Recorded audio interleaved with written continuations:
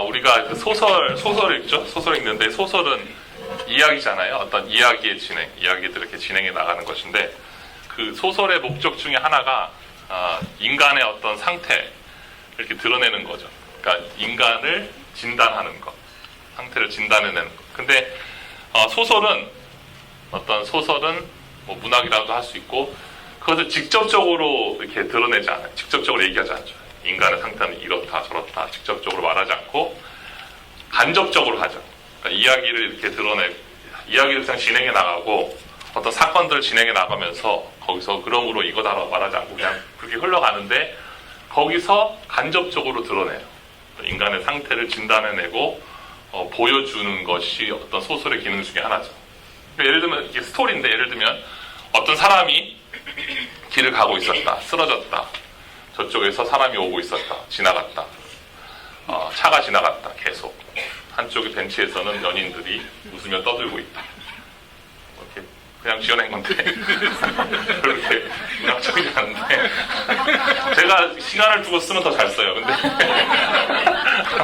근데 그걸 딱 보면서 문제가 이렇게 드러나잖아요. 문제 꼭 얘기 안 해도 어떤 인간의 무관심, 어떤 상태를 이렇게 드러내죠. 예를 들면 남편이 집에 왔다. 와이프가 남편한테 식사하셨습니까? 남편이 안 했습니다. 와이프가 안녕히 주무세요. 그러면은 문제가 있는 거죠 여기. 그러니까 그게 문제가 뭐라고 얘기를 안 해도 간접적으로 이것을 스토리의 진행만 가지고도 드러내버려요. 근데 어쩔 때는 그 간접적인 드러냄이 더 강력할 수가 있어요. 왜냐면 간접적인 드러냄은 그 간접적인 것만큼 감성에 호소를 해요. 직접적으로 딱 얘기하는 것보다.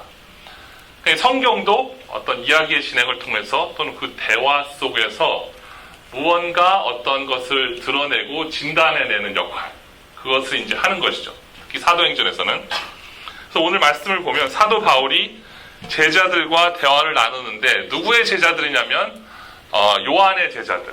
그러니까 바블로의 제자, 더 나아가서는 요한의 제자들하고 대화를 나누죠. 사도 바울이 질문을 해요. 성령을 받았느냐? 우리가 성령은 받지도 않았고 들어본 적도 없습니다. 라고 얘기를 하죠. 그러니까 사도 바울이 그러면 어떤 세례를 받았느냐? 우리는 요한으로부터 세례를 받았다. 그러니까 사도 바울이 요한으로부터 그거는 세례 요한이 와서 내 뒤에 오시는 이가 있으니 그는 나보다 더 큰 자요 그는 예수라 나는 그거지 라고 얘기를 하면서 이제 그 어떤 대화가 진행이 되죠.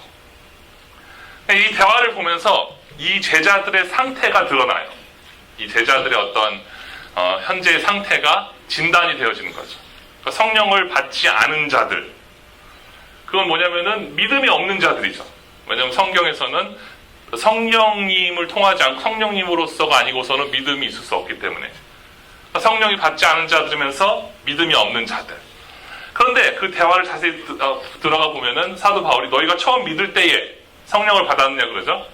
그러면은 이 대화 속에서 이 제자들이 자기네들은 믿고 있다라고 생각했다는 뉘앙스가 있어요. 우리는 믿는 자들이다. 왜냐하면은 특히 그 요한의 세례 속에 있는 그 복음의 진리와 내용을 가지고 있기 때문에 우리는 요한의 복음, 세례 요한의 복음을 가지고 있다는 것은 자부심이 있는 거예요. 그 거침없이 외치던 자, 죽음 앞에서도 외치다 죽어간 자의 내용을 가지고 있다는 것은, 그러니까 이것을 다 통틀어서 결론을 내리자면 무엇이 진단되어지냐면은 이들은 성령을 받지 않았고 믿음이 없었으나 복음의 진리와 내용을 가지고 있었기 때문에 그러므로 믿고 있다라고 생각하던 사람들, 나에게 믿음이 있다라고 생각하던 사람들이죠. 믿음이 없었는데 그것이 진단되어지는 거예요. 어떤 이 대화 속에서 그러니까 어떤 진리와 그러니까 진리와 어떤 내용을 가지고 있어요. 소유하고 있죠. 그리고 그것에 대해서 동의를 해요. 거부하지 않아요. 인정을 해. 받아들여요. 그것이 예수를 믿고 있는 것이 아닐 수도 있어요. 내 안에 어떤 믿음의 시스템이 있어. belief 시스템이 있어요. 그리고 믿음의 시스템이 이 안에 아주 정교하게 있어요. 이게 아주 디테일하게. 그리고 인간은 어떤 시스템 그 안에 자리 잡으면은 그거와 컨시스턴하게, 그거와 일치하게 움직이고 얘기하고 말해요. 그렇게 되게 될 수밖에 없어요. 그 안에 그 시스템은 그거와 이렇게 in accordance, 그러니까 컨시스턴하게 이렇게 그 안에서 나오죠. 근데 그것이 예수를 믿는 것은 아닐 수도 있어요. 그리고 이런 어떤 복음과 어떤 진리는 영광스럽고 아름답고 또 깊이가 있는 것이기 때문에 때때로 영향을 줘요, 나한테. 영향을 주기 때문에 그 영향에 의해서 내가 선택하고 행동하고 내 안에서 그것이 나올 때가 있어요. 그래도 예수를 믿지 않고 있을 수가 있어요. 이 제자들 상태와 같이. 예수를 믿는 건 뭐냐면, 예수를 믿는다는 거는 예수를 믿고 있는 것이 예수를 믿고 있는 거예요. 제가 또 갑자기 이상한 소리 하네요. 예수를 믿고 있는 것이 예수를 믿고 있는 거죠. 그거 외에는 다 아니라는 게 이게 살아가다 보면 이게 드러나요. 그게 밝혀져 버려요. 예수를 믿고 있는 것만이 예수를 믿고 있는 것이다. 제 아들이 있는데 요만한 9살짜리 아들이 10살인가 9살 있는데 근데 이제 Father's Day에 대해서 아무런 기대가 없죠. 저는 오래전에 초월하고 Father's Day는 아무도 의미를 두지 않고 누가 알려줘야 돼. 오늘 Father's Day라고. 오늘 Father's Day였냐고. 그래서 이제 Father's Day 평소와 같이 매년 똑같이 집에 앉아서 혼자 밥을 먹고 있어요. 제가 밥을 먹고 있는데 아들이 이렇게 그 조그만 아들이 10살 아들이 이렇게 어슬렁어슬렁 걸어와가지고 이렇게 이렇게 구경을 해요. 그러다 갑자기 자기 소주머니에서 100불을 꺼내가지고 내 먹는 그 식탁에다 집어던지면서 Happy Father's Day 사라져요. 얘가 그러니까 막 모은 거야. 이렇게 세뱃돈도 모으고 여기저기 모아서 딱 사라져. 그러면서 밥 먹다가 갑자기 이게 뭐지? 이게 도대체 무슨 상황인가 한 번도 겪어보지 못했던 감히 내 앞에서 돈을 집어던지면서 사라지는 사람은 누구인가?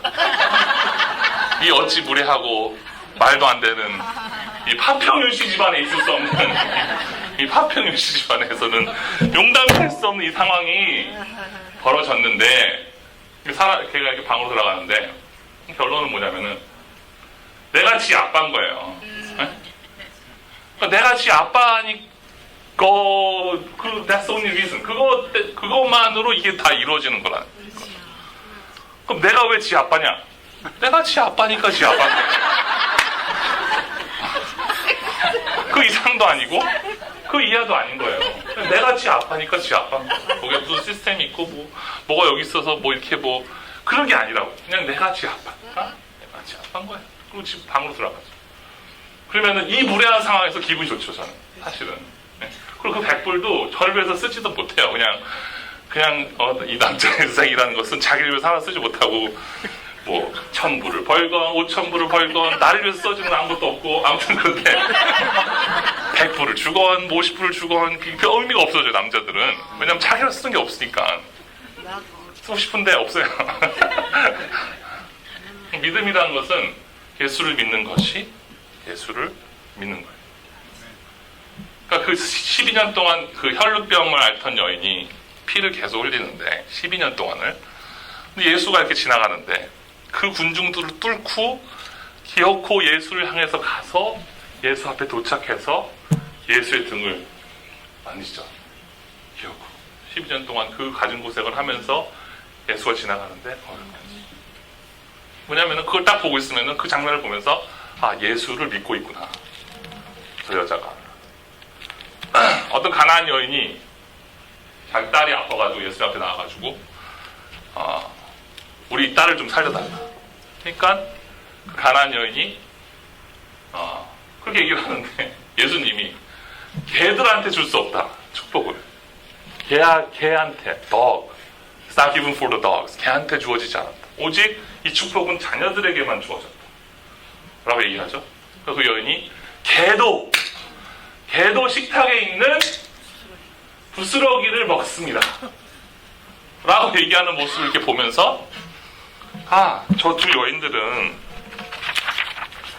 예수를 믿고 있구나. 드러나 버리는 거예요. 그러니까 이 상황과 이 환경과 그 지점에서 예수를 믿고 있는 것이 예수를 믿고 있는 거예요.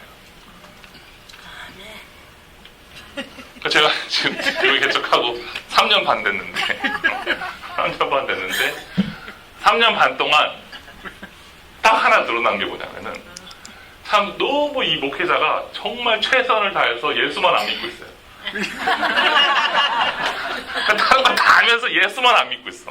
그러니까 어쩜 그렇게 열심히 예수를 안 믿고 있는지. 그러니까 예수만, 무슨 일이 있을 때마다 딱 그 순간에 예수만 안 믿어요. 그것만 안 하고 있어.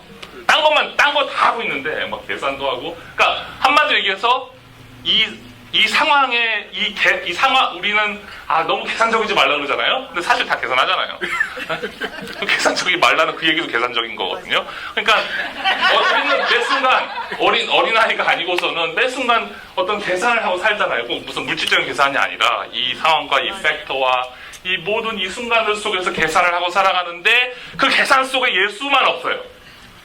예수만 그 계산의 그 캘큘레이션 속에 존재하지 않고 있는 나를 하나님이 드러내버리세요. 온갖 별거 다 해봐. 이것저것 다 해보다가 결국 지쳐서 자리에 앉게 되고 주저앉아서 힘이 다 빠진 상태에서 그 상태에서 하나님이 믿음을 그 안에 넣어버리시는 거죠. 그러니까 믿음은 여기서 보면은 이들은 믿음이 있는 줄 알았는데 믿음이 없는 자들. 바울이 기도하다가 성령이 임하시니 믿었던 거죠. 그러니까 성령으로 믿을 수 있는 것. 무엇이냐면은 믿음의 세계는 초자연적인 어떤 인간의 의지를 발휘하고 인간이 그것을 향해서 할 수 없는 것이 믿음인 거예요. 성령이 오셔서 초자연적으로 하나님이 초자연적인 그 하나님의 영역인 거예요. 넣어주시는 거죠. 그 자리에 있는 깨어진 자, 아무것도 없는 자에게, 완전히 없는 자에게 믿음을 넣어주시는 것이 바로 하나님 주신 가장 큰 축복인 믿음인 것이죠. 그러니까 12년 동안 피를 흘리면서 누구를 찾아가도 고쳐지지 않고 뭘 해봐도 되지 않고 그 12년 동안 배신의 날들만 가득 찼겠죠. 그 여자는. 그 12년 동안 그 당시 그 어떤 상황이나 관습 속에서 바라보면 아무도 가까이 하지 않으려고 했고, 왜냐면 부정이라고 생각을 했기 때문에. 근데 그런 여인이 믿을 수가 있냐는 거지. 그런 피폐한 상태에서, 그런 아무것도 되지 않은 상태에서 믿음이 발휘될 수 있는 게 요만큼이라도 가능하냐는 거죠. 내가 가나안에서부터 그 온갖 그 소망을 가지고 그 희망을 가지고 여기까지 찾아와서 우리 딸 좀 살려고 하는데 거기다 대고 위로는 못해줄 망정 개라 그러고, 그럼 그 상황에서 도대체 믿음이 가능하냐는 거죠.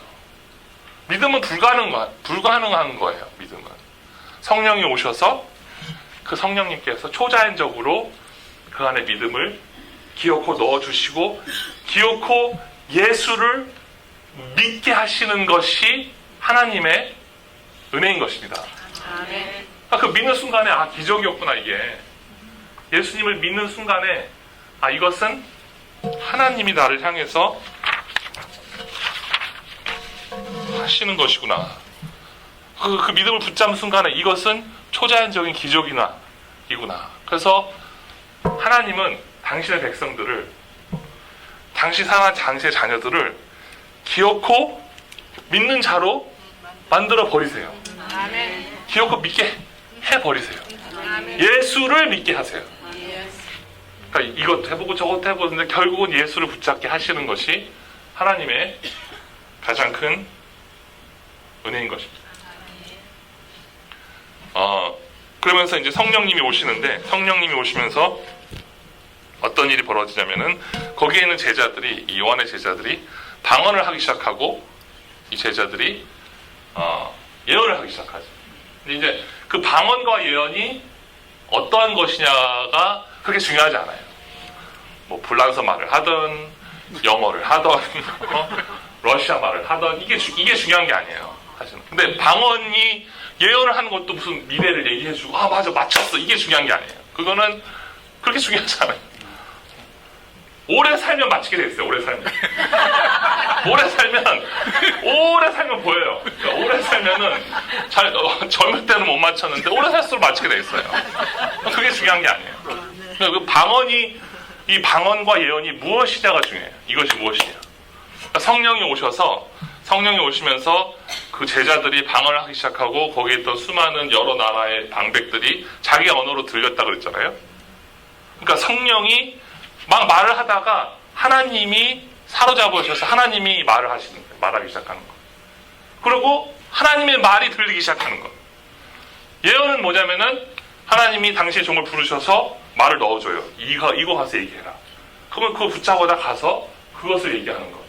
그러니까 방언과 예언의 본질은 하나님이 막 말을 하고 있다가 하나님이 갑자기 사로잡으셔서 하나님이 말하기 시작하는 것.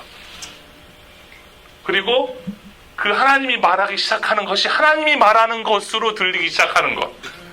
그러니까 제가 얘기하고 있는데 한참 생각하다가 갑자기 지금 하나님이 얘기하고 있구나라는 것이 들리기 시작해요.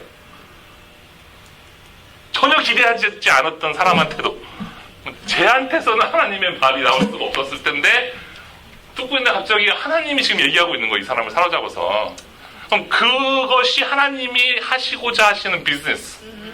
That's what God is up to. 하나님이 하고자 하시는 것. 하나님은 당신이 말씀하시고 인간을 통해서 당신이 들리시는 것. 그래서 나중에 사도 바울이 2년 동안 계속 하는 것이 뭐냐면 계속 강론하고 가르치고 해서 2년 동안 그 에베소에 하나님의 말씀이 가득 찼더라. 그게 하나님이 인트루스한 거예요. 하나님은 당신이 말씀하시고 그 인간을 통해서 그래서 당신의 말이 당신의 말로 들려지는 것을 해나가시는 거죠. 그것이 바로 방언과 예언의 의미인 거죠. 산상수훈을 생각해보면 예수님이 하나님이 되셔서 오셨는데 하나님이 예수님을 오셨는데 그러니까 예수님이 하나님이신데 거기 군중들이 있고 그들을 향하여서 말씀하세요. 말씀하시는데 그 군중들은 뭐 뻔하죠.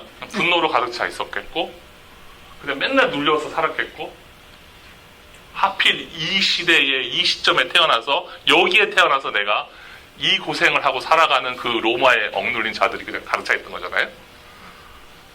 근데 거기를 향하여서 마음이 가난한 자는 복이 있나니 애통하는 자는 복이 있나니 의에 그리고 줄인 자는 복이 있나니 천국이 저희 것이고 위로함을 얻을 것이고 그 말이 막 나와요. 하나님한테서. 그러면은 포기하려고 했던 자들이 포기가 사라지는 거죠. 이렇게. 그리고 분노로 가득해서 이게 분노가 터지려고 했던 그 자들이 분노가 가라앉기 시작해요. 하나씩. 치유가 일어나고 회복이 일어나고 그리스도의 온유함으로 인하여서 가득 찼던 앵거들이 그 온유함으로 그냥 사로잡혀버리고 그러면서 그들이 살아나고 그들이 가서 만나는 자들이 살아나고 그게 하나님이 예수님 되셔서 오시는 말씀하시고 말씀이 들리는 그 일을 하나님은 하시는 거죠. 우리 교회 청년 중에 청년들이 아주 미래이고 새싹이고 너무 좋은데 그렇긴 한데 어쩔 때 사고를 치잖아요. 근데 청년 중에 하나가 저한테 그러니까 새벽 3시에 전화가 왔어요. 새벽 3시 전화가 왔는데 전화번호를 보니까 제가 모르는 번호예요. 모르는 번호인데 보통 안 받아요. 졸려가지고 딱 끊고 자는데 왜 하필 그때 내가 받았어 그거를. 왜 하필 이렇게 받았어요. 왜 하필 그날. 받아서 딱 봤는데 얘가 전화기도 잊어버리고 완전히 그냥 팽이 돼가지고 거기 어디지? 그냥 어디 거의 길거리에 지금 앉아 있는 거야. 그래서 가게 들어가서 전화를 한 거예요. 그래가지고 제가 이게 무슨 막 화가 나는 거예요. 안 받을 걸. 내가 왜 이걸 받아가지고 안 받을 걸. 하나님이 지켜주실 거야. 막 그러면서 안 받을 걸. 막 화가 나는 거예요. 자는 것도 그렇고 내일 일 가야 되고 또 아무튼 화가 나는. 근데 받았으니까 가야 되잖아요. 그래서 이제 가서 차에 세우고 하는데 제가 걔한테 뭐 배고프냐? 저는 괜찮다 그럴 줄 알았는데 배고프대요. 무슨 패런이 안 맞아 하나도. 또 순두부집 가서 먹이면서 막 이게 했는데 짜증이 나는 거야. 이게 무슨 낭만인가? 낭만도 이제 지겨워요. 이 낭만도 하루 이틀이지 지겨워. 지금 제가 목회 지금 조그맣게 하고 있는데 내가 이걸 해야 되는데 왜 이걸 얘가 갑자기 아무튼 막 이러는 거예요. 이 낭만적인 것도 20대 때 전도사 때 하는 거지. 내가 지금 50을 바라보고 있는데 새벽 3시 내일 일갈 텐데 가서 걔를 앉혀놓고 또 걔 말도 안 되는 얘기를 또 듣고 있고 이 상황이 말이 안 되는 거예요. 이왕이면 근데 이렇게 옆에다 앉혀놓고 또 이제 운전하고 가는데 밤길을 막 달리는데 얘가 옆에 앉아가지고 막 뭐라고 말을 던져요. 뭐 앞뒤도 안 맞고 막 말을 던지는데 어느 순간에 이 순간이 이 차 안에 이 순간이 그 아이가 저한테 말하고 있는 순간인데 하나님이 말하고 있어요. 저한테 그 순간 그 깨진 영혼을 통해서 하나님이 이렇게 말을 하고 있어 계속. 근데 저 안에 묶였던 것이 풀어지고 눌렸던 것이 사라지고 분노들이 가라앉고 거기에 그 짧은 순간 속에 하나님의 나라가 거기에 임했던 거예요. 그러니까 그 청년을 도와주기 위해 찾아간 목사가 아니라 하나님이 내 묶인 영혼을 살려내기 위해서 거기다 갖다 놓고 그 영혼을 통해서 나한테 말하고 스피크하고 이야기함을 통해서 살려내시는 하나님, 말씀하시는 하나님, 그래서 생명을 주시는 하나님, 그 하나님이 나의 하나님 예수 그리스도인 줄 믿습니다. 그래서 하나님이 하시고자 하시는 것은 당신이 말씀하시고 당신이 당신으로 들리셔서 그 영혼을 살려내는 것, 회복시키는 것, 치유하시는 것, 하나님 하시는 거죠. 오늘 찬양도 이거 청년예수 찬양 듣는데 아까 일부 예배 때 들었는데 딱 듣는데 갑자기 눈물이 핑 오는데 어디서 눈물이 핑 돌았냐면 예수님의 위엄이라는 단어에서 위엄하고 눈물하고 별 상관이 없잖아요. 근데 그 위엄하는데 그 눈물이 나는 거예요. 위엄하는데 위엄하고 우는 거랑 무슨 상관이에요. 근데 거기서 그분이 들리는 거죠. 그러니까 하나님은 서로가 서로에게 말씀하시고 빛이 되게 하시는 그걸 원하세요. 그걸 해나가시는 것이 하나님의 생명이고 하나님의 방향인 것이죠. 천상병 시인이 있는데 아시죠?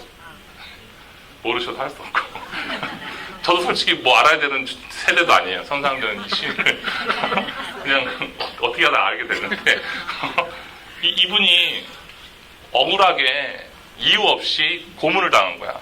그러니까 잘못 이게 오해가 돼가지고 억울하게 고문을 당하고 그 고문 때문에 나와서 계속 휴유증으로 평생을 휴유증으로 사시던 분이고 정신병원에도 계속 왔다 갔다 하시고 그러다가 이제 돌아가셨는데 이 시인이 시 중에 이런 시가 있어요.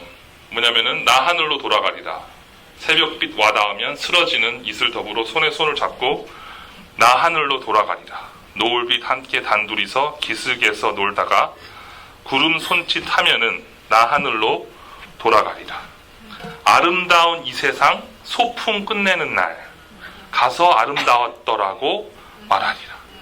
그러니까 그거를 다 고트로 하고 그 시의 결론이 이 세상 소풍 끝내는 날 아름다웠다라고 말할 것이다. 그러니까 이게 뭐냐면은 사람이 고난을 많이 겪고 고통을 많이 겪으면 그것을 고뇌하면서 거기에 발효가 일어나고 거기에 어떤 승화가 돼요. 그러면은 그것이 터져나가는 발효와 승화를 통해서 그것이 예술이 되는 거죠.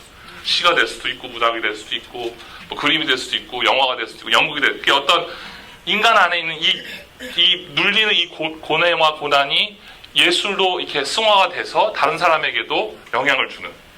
근데 이거는 그게 아닌 것 같아. 그 어떤 승화, 그러니까 이 눌림 속에서 승화된 것을 소풍이라고 할 수 없는 것 같아요. 아름다웠다라고 할 수까지는 없는 것 같아요. 그러니까 이거는 뭐냐면은 하늘 쪽에서 이 고뇌를 향하여서 던져버린, 주신 하나님이 그를 살리시는 하나님께 온 말씀인 거예요. 어떻게 소풍이라는 말이 나와요, 여기서? 네? 이 사람은 그 말을 하면 안 돼. 소풍이란 말을. 이 사람 집에 가서 이제 인터넷 찾아보면 아시는데, 이분은 소풍이란 말을 할 수 없어요. 이분은 아름다웠다라고 할 수 없어요. 그러니까 인간 쪽에서 나온 예술도 아니고, 인간 쪽에서 나온 어떤 승화된 말이 아니에요, 이건. 초자연적으로 슈퍼내추럴하게 하나님 쪽에서 그에게 베푸신 은혜의 말이에요. 결국 소풍이라고 결론을 내리게 하시는 하나님의 복인 것이고 은혜인 것이고 살아있는 말씀인 거예요. 그러니까 정말 살아있는 거예요. 이것을 향해서 나는 소풍이었다, 아름다웠다, 하늘 쪽에서 주어진 말인 거죠. 그러면 그 하늘 쪽에서 온 말이기 때문에 나도 살리고 그 주위도 살리는 거죠. 나도 감동시키고 주위도 감동시킬 수 있는 것까지는 할 수 있어요. 나도 동의하고 주위도 동의하게 할 수 있는 것도 할 수 있어요. 정말 기가 막히게 예리하게 포인트를 딱 잡아서 나도 따르고 상대도 따르게 할 수 있는 것도 할 수 있어요. 근데 나도 살리고 상대도 살리는 것은 하늘에서 온 언어만이 할 수가 있어요. 그러니까 하나님이 줘야 돼, 거기서. 그러니까 이분이 하늘의 말을 한 거죠. 하늘의 말을 하고 가신 거죠. 그래서 계속적으로 생명을 살리는 일들이 일어나는 거죠. 요한복음 1장 1절에서 4절을 보면 태초에 말씀이 계시니라. 이 말씀이 하나님과 함께 계셨으니 이 말씀은 곧 하나님이시니라. 그가 태초에 하나님과 함께 계셨고 만물이 그로 말미암아 지은 바 되었으니 지은 것이 하나도 그가 없이는 된 것이 없느니라. 그러면서 마지막에 그 안에 말씀 안에 생명이 있었으니 이 생명은 사람들의 빛이라. 그러니까 사람들에게 주어진 빛이라는 말도 되지만 이 들어온 생명은 내가 가지고 있는, 내가 소유하고 있는 빛이라. 내가 빛을 가지고 뭘 하겠어? 비추는, 생명이 들어와 비출 수 있는 빛이라. 하나님의 말씀이 들어와 서로에게 비춰지는 빛이라. 그러니까 이건 무슨 모델이 되라는 게 아니라 서로에게 본이 되라는 빛이 아니라 빛이 쏘여져서 상대를 살리는 말이 되어라. 내가 너 안에 들어갔으니까 들어간 내가 너 안으로부터 나올 때 상대를 살리는 말이 되어라. 상대를 치유하는 말이 되어라. 상대를 회복시키는 말이 되어라. 그럴 때 상대도 살고 나도 살리는, 그것이 예수의 도인 거죠. 그것이 예수의 승리인 것입니다. 그러므로 우리가 간절히 소원해야 될 것은 예수로 채워지는 것. 그래서 내가 한마디를 하더라도, 딱 한마디를 하더라도 그것이 빛이 되는 말. 죽을 자가 살아나고 떨어지는 자가 일어나고 주저앉은 자가 일어나게 되게 하는 그 말. 상처받은 자가 상처가 아물어지기 시작하고 그 말.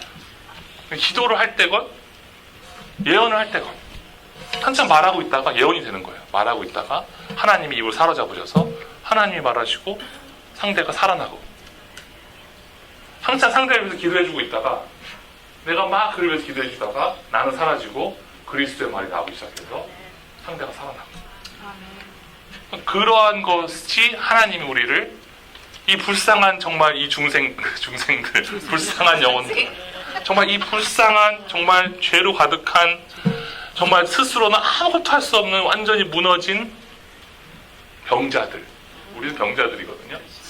스스로는 그냥 병자인 거예요. 불쌍한 존재들이. 근데 거기에 생명이 오셔서 빛이 되어서 서로에게 비춰서 살아나는 자들이 되게 하는 것. 그것이 바로 하나님이 이루시고자 하시는 그리스도의 구원인 것입니다. 아멘. 기도하시겠습니다.